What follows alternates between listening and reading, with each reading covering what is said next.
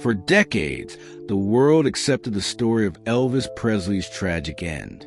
But the one person who knew his private life better than almost anyone, his personal maid of 10 years, Nancy Rooks, shattered that narrative with her final testimony. She claimed the story of a rock star who simply gave up was a complete fabrication. Her story wasn't about a man who was surrendering. It was about a man who was desperately trying to get out. According to Nancy, Elvis's final months weren't a slow suicide, but a secret escape plan. He was tired of being the king, a prisoner in a golden cage. He dreamed of shedding his own identity and finding out what it was like to just be a normal man, away from the crowds and the crushing weight of his own myth. To escape, he had to find a new identity and a new purpose. And he began searching for it in the most unexpected places. While his body was failing, his mind was on a profound spiritual quest. Late at night, Elvis wasn't just taking pills. He was devouring hundreds of books on religion, philosophy, and the nature of the soul. He was a man looking for a way to be reborn, not a man looking for a way to die. He was on a path to save his own soul. But the official story ignores all of it, hiding the truth behind a wall of legal secrecy. This is a conspiracy theory. It's a legal fact. The official autopsy of Elvis Presley, the one piece of evidence that could end the debate forever, was ordered to be sealed from the public for 50 years. The question is, why? What is in that report that they don't want the world to see? But while those earthly records remain locked away, some believe the most haunting evidence isn't in a vault. It's still inside his home. Nancy Rooks swore that even after his death, the king's presence remained. She spoke of flickering lights, strange feelings, and even being woken up by an unseen force she believed was Elvis himself. It's the final, chilling piece of a puzzle that suggests the story is far from over. So, before we break it all down, take a second to subscribe and join us on our hunt for the truth. Now, let's start with the woman who knew him best. He would go to the swimming pool. I'd go set the pool up for him so he could lay out by the pool. He had trained her the way that he wanted her to be. And that hurted him when she left him. Before the world knew the official story, there was a quiet truth known only to a few people inside the walls of Graceland. One of them was Nancy Rooks. For 10 years, she wasn't just staff. She was a silent fixture, a confidante who operated on a schedule known only as Elvis time.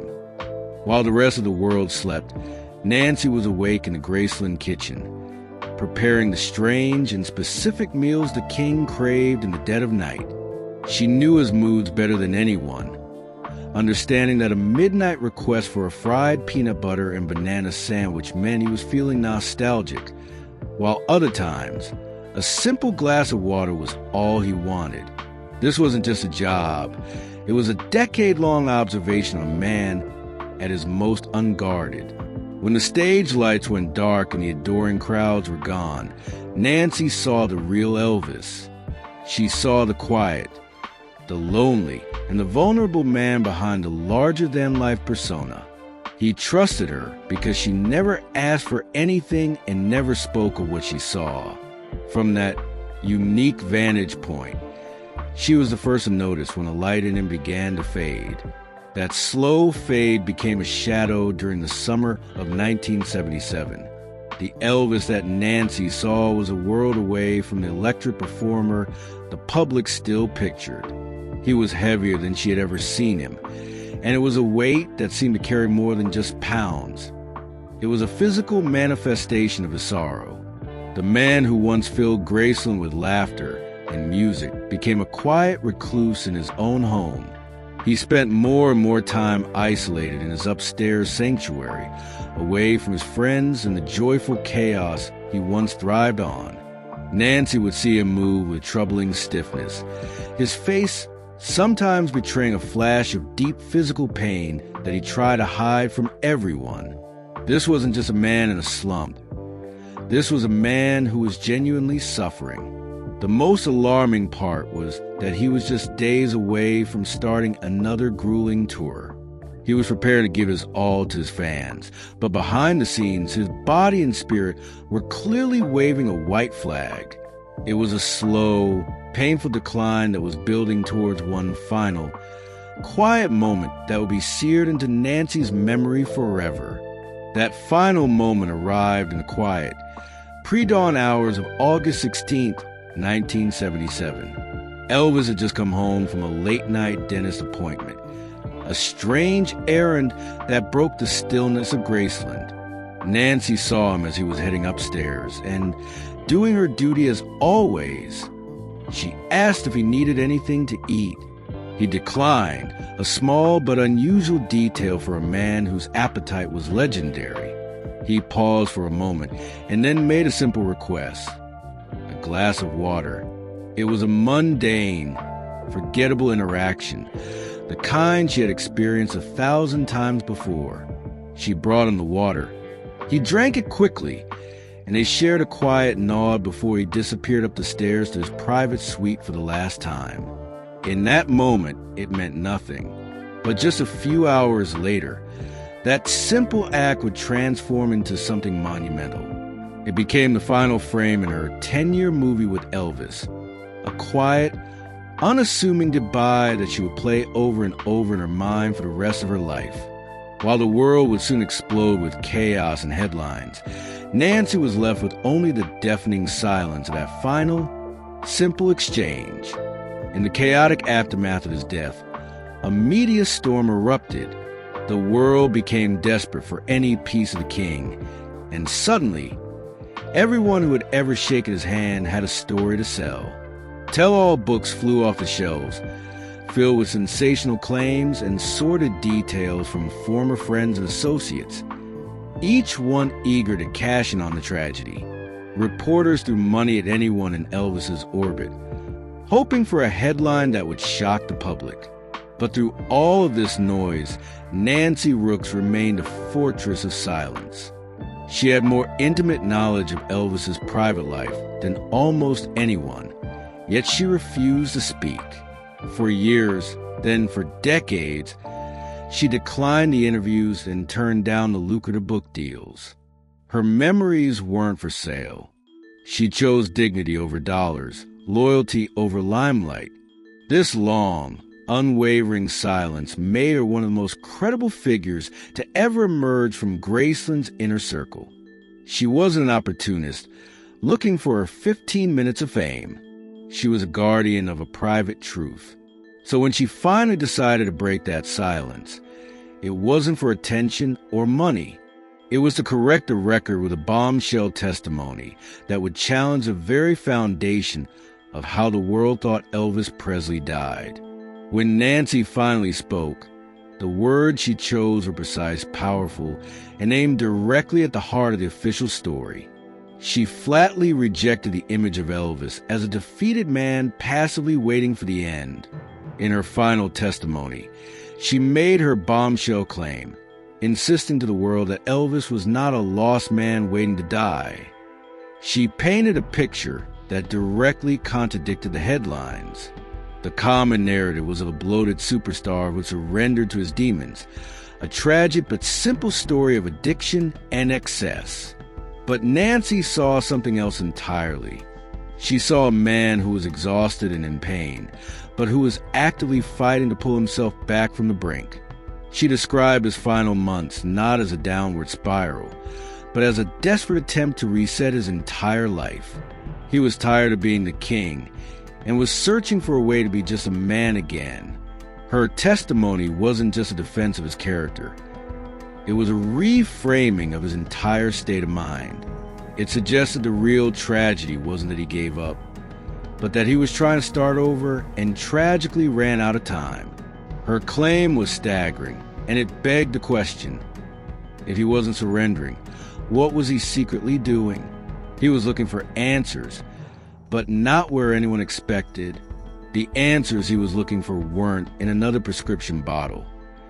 They were hidden on the bookshelves in his private suite. While the world saw a man physically declining, Nancy saw a man on a profound spiritual quest. His bedroom wasn't just a place of rest. It was a library of esoteric knowledge. He had amassed a collection of hundreds of books on every religion and spiritual philosophy imaginable, from ancient Eastern texts to Christian mysticism. He didn't just collect them, he devoured them. Nancy would see him under a reading lamp late into the night, deeply focused, underlining passages and scribbling his own thoughts in the margins. His personal Bible was said to be his most treasured possession, worn from use and filled with his notes. This was the secret life of Elvis Presley, a man wrestling with questions of the soul, the afterlife, and the purpose of his own unbelievable existence. While doctors were managing his failing body, Elvis was trying to heal his spirit.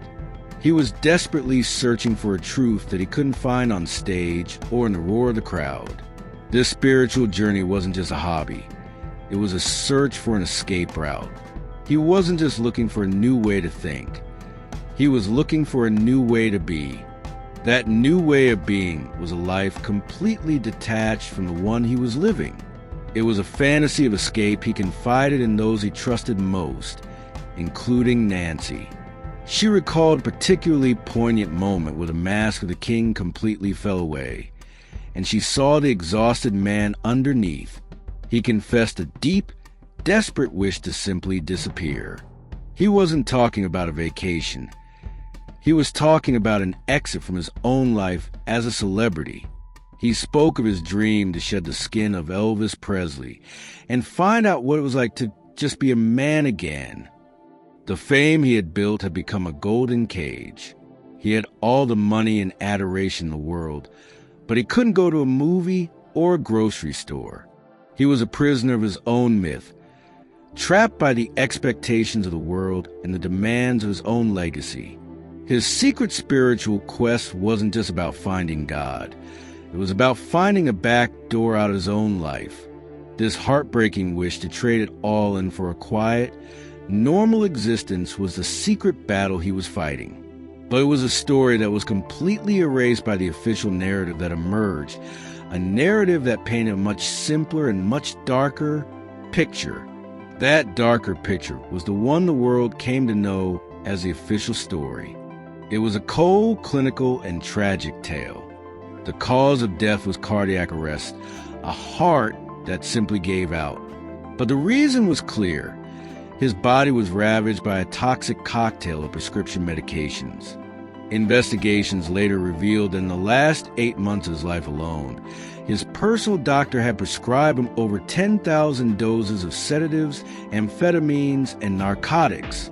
This narrative painted a straightforward, if heartbreaking, picture of a reckless superstar who had become a victim of his own addictions, a man who was the sole architect of his own destruction. It was a story of surrender. But this is where the maid's truth collides with the official report. Nancy's story doesn't erase the pills, but it reframes the man who took them. In her version, Elvis wasn't just a willing addict. He was a man in chronic pain, failed by the very people meant to care for him, who handed him another prescription for every complaint. He wasn't a man giving up, but a man desperately searching for an escape from his physical and spiritual torment. The official story is about a body that failed.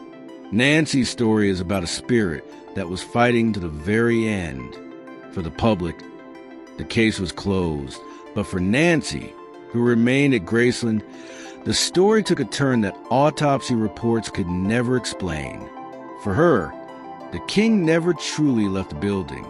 Nancy's story didn't end at the graveyard. Because she continued to work at Graceland long after it fell silent, she became the keeper of the home's final secrets. And according to her, Elvis never left. She became convinced his spirit remained, tethered to the place he loved most. It started with small, unexplainable things. Lights in the trophy room would flicker on and off when no one was near, as if he were admiring his own awards. His upstairs bedroom, a private sanctuary no one dared enter, would suddenly feel ice cold or emit strange, faint sounds. But the most shocking claim was far more personal. Nancy recounted being shaken awake in the early morning hours by an unseen force, a feeling so real she believed it was Elvis himself, impatiently telling her it was time to get to work, just as he had done countless times before. Was it a grieving mind playing tricks in a house heavy with memories? Or was she so attuned to his energy after a decade of service that she could feel the echo of a spirit that refused to move on? These ghostly tales add another layer of mystery to a story already shrouded in secrets, forcing us back to the final, haunting question about the man who, in life and perhaps in death, could never truly find peace. In the end, we are left with two vastly different legacies of Elvis's final moments. On one side, there is the official tragic story of a rock and roll king who succumbed to the lonely way of his crown and the prescriptions that promise him peace. It's a straightforward tale of a body that simply gave out. On the other side, there's a fiercely loyal and intimate account from his maid, Nancy Rooks, a story of a man who was not giving up, but fighting, a man on a secret spiritual quest, who dreamed of escaping his own fame, and whose final moments were not a surrender, but tragic, failed attempt to reset his own life, with the official autopsy record sealed by a judge until 2027. The complete truth remains tantalizingly out of reach. So we are left to wonder, was Nancy Rooks a devoted friend, creating a kinder myth to protect her boss's memory?